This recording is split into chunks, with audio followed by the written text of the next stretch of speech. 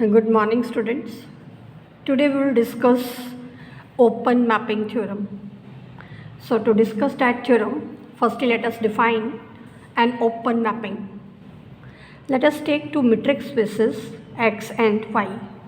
Then a mapping T from dt into y. Here dt is domain of T, which is the subset of the metric space x. We say that this mapping T is open mapping if the image of every open set in dt is open in y. It means mapping T is open if image of every open set in the domain of T is open in y. Then we say that the mapping T is open mapping. Now let us state and prove open mapping theorem, bounded inverse theorem.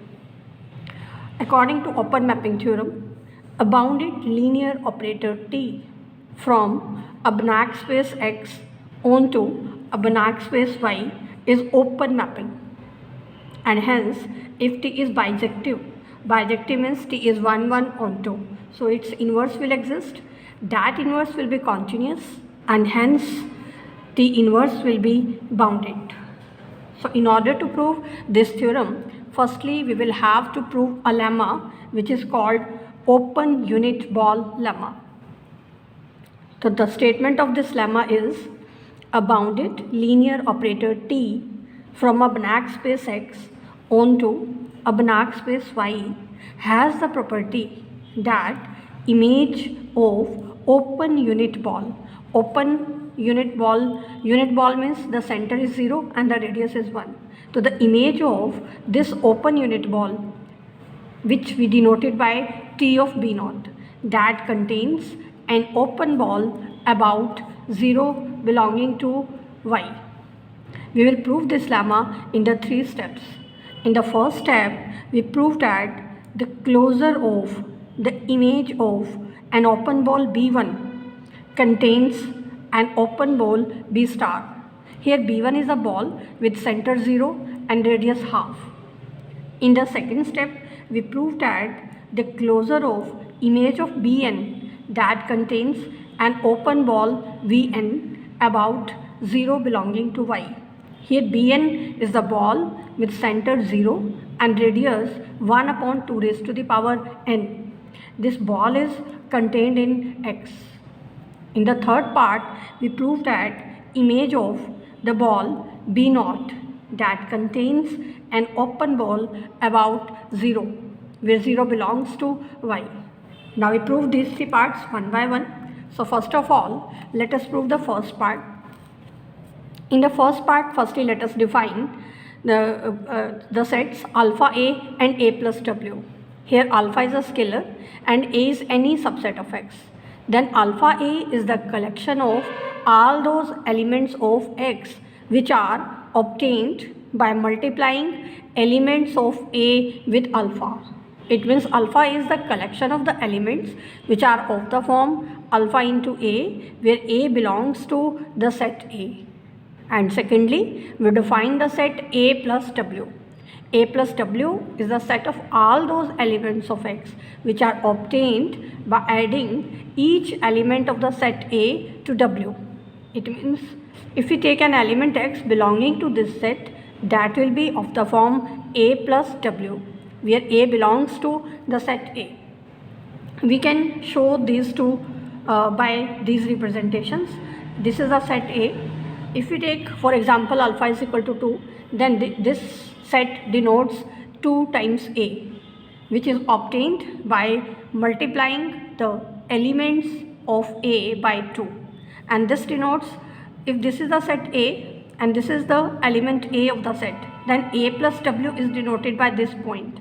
So A plus W is the collection of the elements of this form. This set is A plus W. Now let us consider an open ball B1 with center 0 and radius 1 by 2, and this ball is subset of X.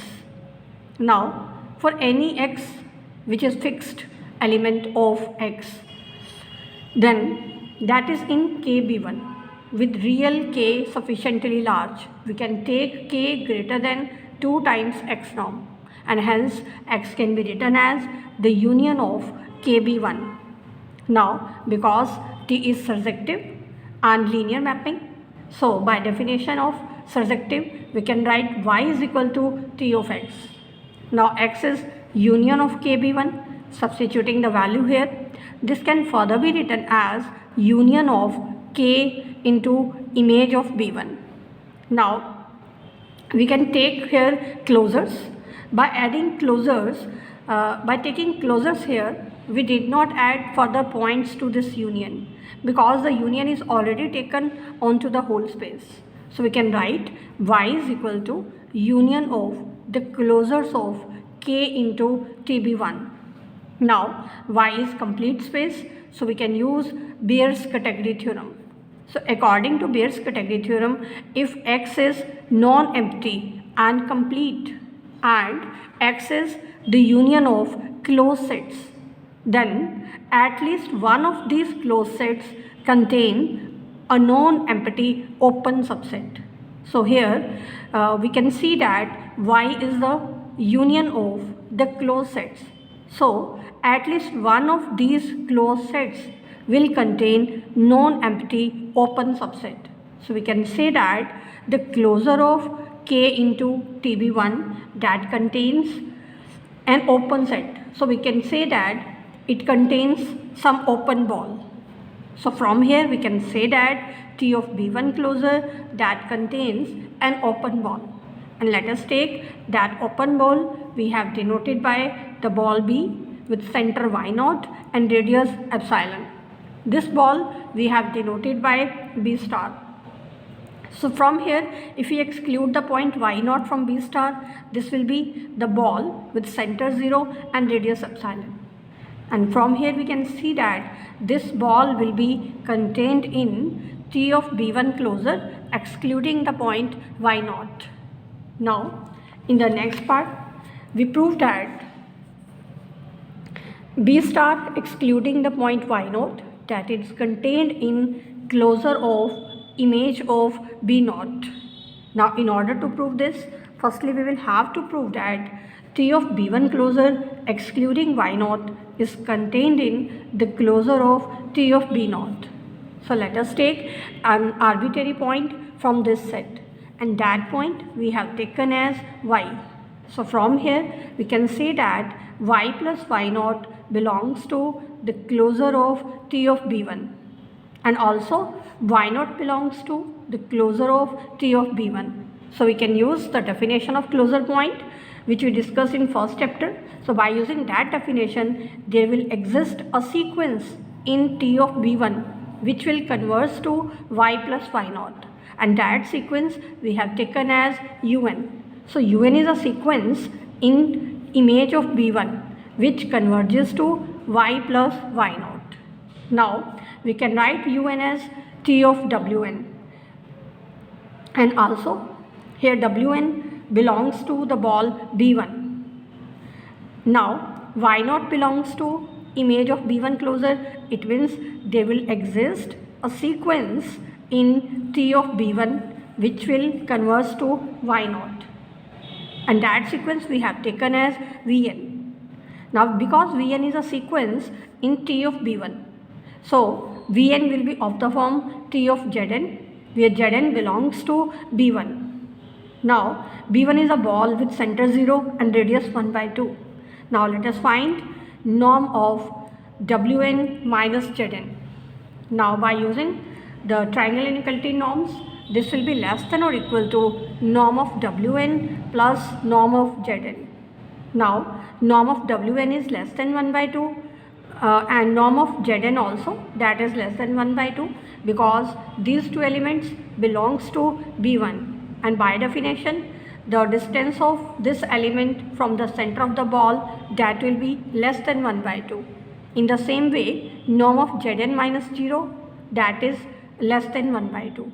So we get norm of wn minus zn is less than 1. So by definition we can say that this element wn minus zn belongs to the ball b0, Now let us find the image of Wn minus Zn. Now because T is linear operator, so this can further be written as image of Wn minus image of Zn.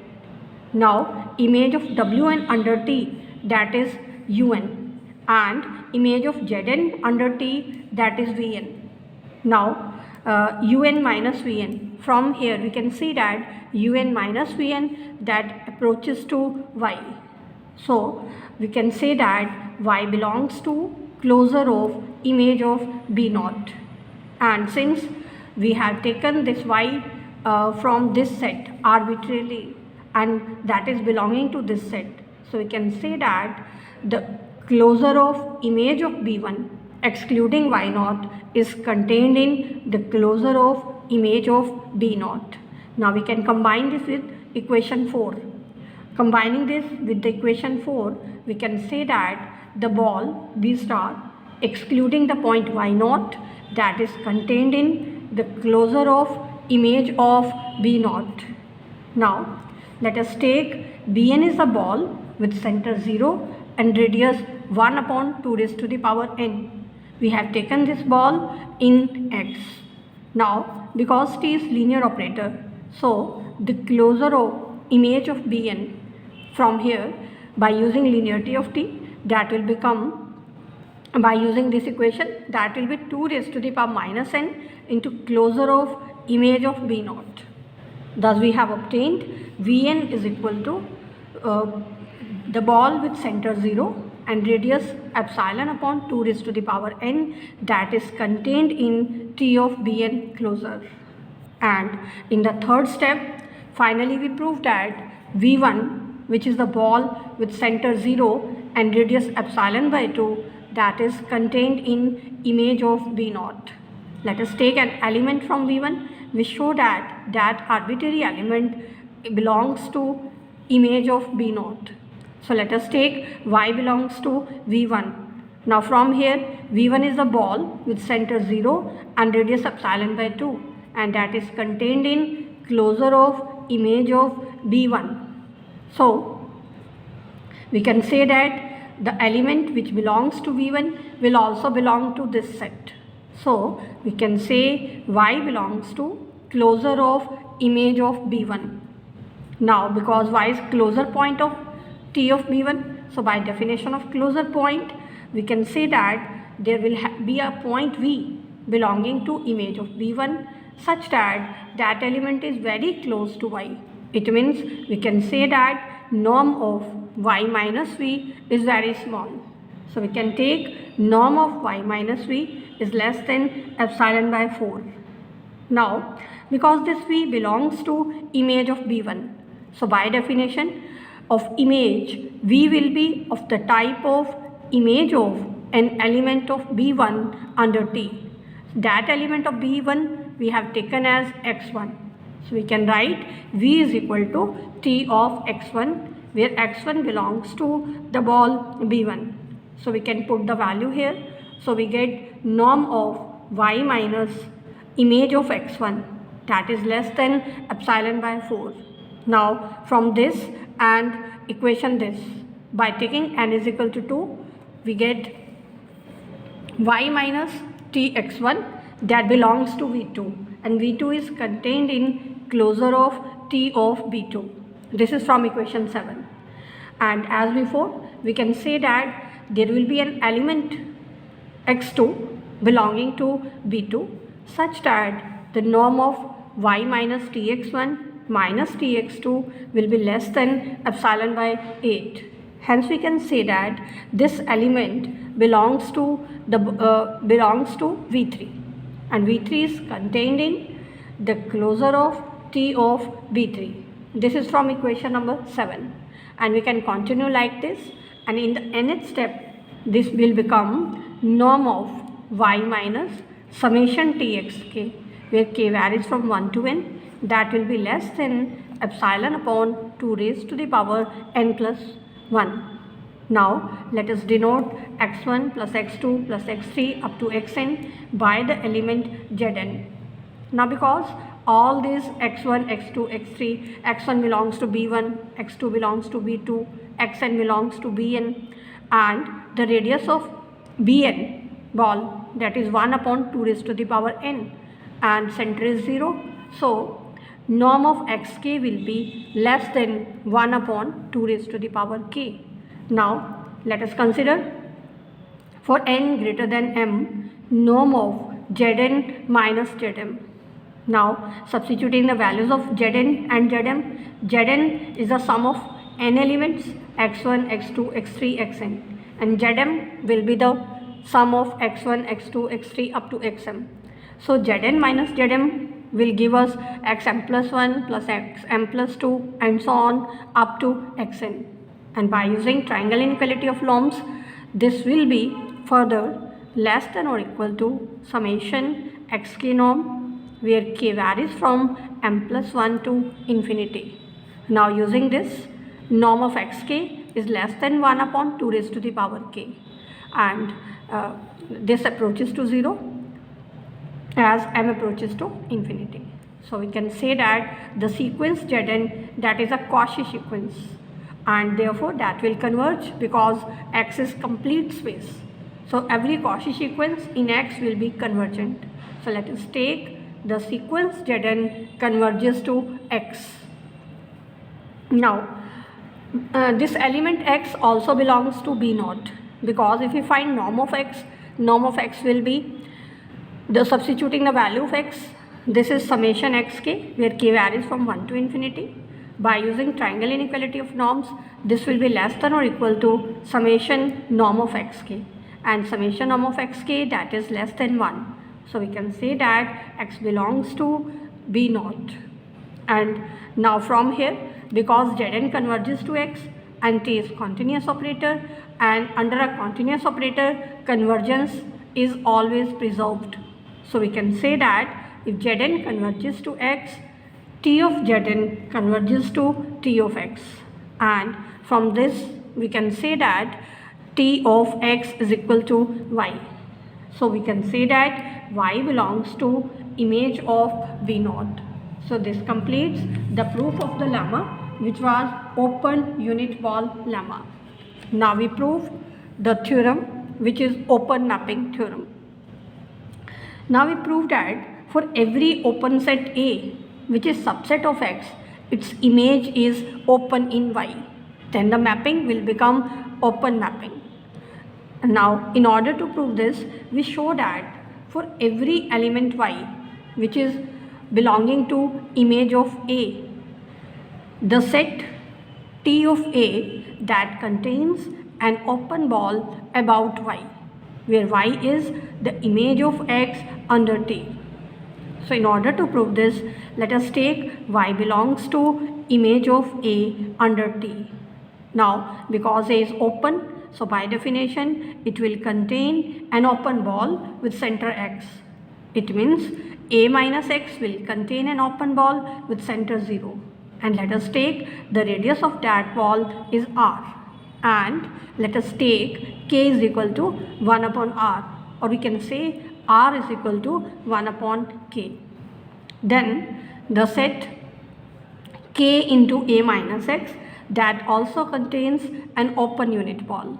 So we can use the lemma which we discussed earlier. So by using that lemma, the image of this set that also contains an open ball about 0, and therefore from here we can say that T of A minus Tx also contains an open ball about 0. It means T of A contains an open ball about Tx. So this proves that image of every open set in X is open in Y. So this proves that the mapping T is open mapping. Now finally, we are to prove that if T inverse exists, then it is continuous and bounded. Now because T inverse exists, and therefore it is continuous, because we discussed in the above part that the mapping T is open mapping. So we can say that T inverse is continuous. Also, a linear operator is continuous if and only if it is bounded. So we can say that T inverse is bounded also, because from here T inverse is continuous and therefore that will be bounded also. And this completes the proof of open mapping theorem and bounded inverse theorem also.